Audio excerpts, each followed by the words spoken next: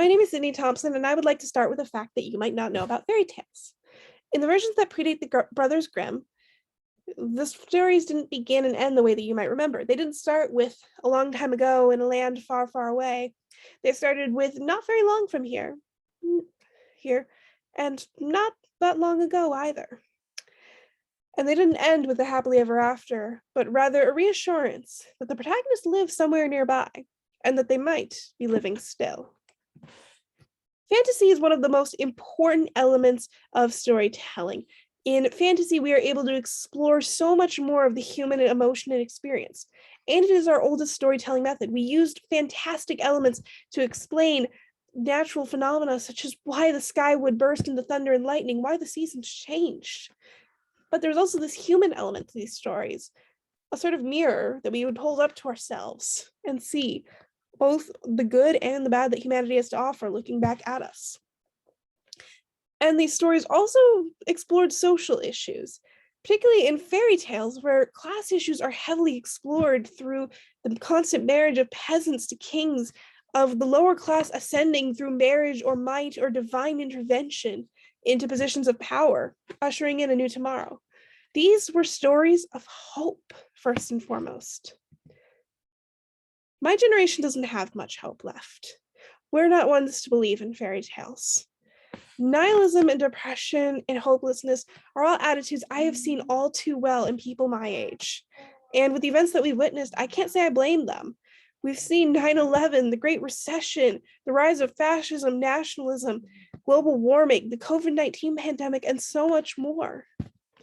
But we deserve to have hope too, just like the peasants of old. So let's rewrite the ending. And that's where "And They Might Be Living Still" comes in, a collection of 21st century fairy tales in which things are a little different.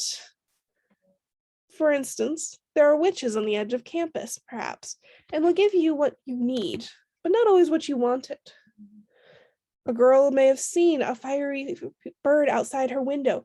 Someone's life was stolen, much like the changelings of long ago in the old tales. These are 7 interconnected short stories, modern fairy tales, mixes of the magic and the mundane, and stories, first and foremost, of hope for the future. Now, this project started with something called The Last Fairy Summer, a short story I wrote for one of my creative writing classes. This story came about from a desire to mix the fantastic elements I like to write because of their relation to the full human experience and the literary genre, which fantasy is not really considered to fit into. The result was The Last Fairy Summer, which was a story about 2 girls on their last night before their college orientations when they will split ways, hunting fairies like they used to in summers past. The story also touched on themes of girlhood, friendships, and the way we socialize women. This story stuck with me for a long time after I wrote it. Even after the class had passed and I had passed the class too. And yet it stuck with me, particular how there could be more stories like this, crossovers between the fairy tale and the literary. Furthermore, I was inspired by how these stories where peasants could marry noble princes, where paupers could become kings, where fortunes changed and the miller's daughter could turn straw into gold.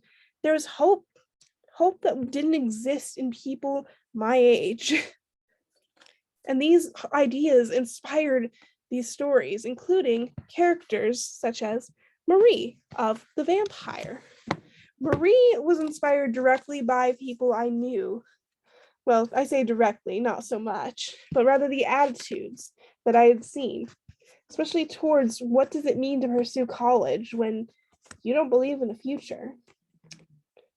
Here's a little bit about Marie. Marie thought of the tragedies that had occurred within her own lifetime.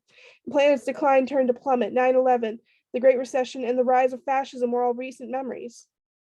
She was only 23, and yet it felt like centuries had already passed in her time on Earth. She pictured her parents and their childhoods in the early 70s and the trauma of witnessing the Vietnam War on their television screens, along with the oil crisis and the political fallout of Watergate. Her grandparents witnessed the start of the Cold War in an era of 7 minutes to midnight, all ghosts of the world wars and Great Depressions. Everything came back around to the same conflicts, the same dark reflections of human nature.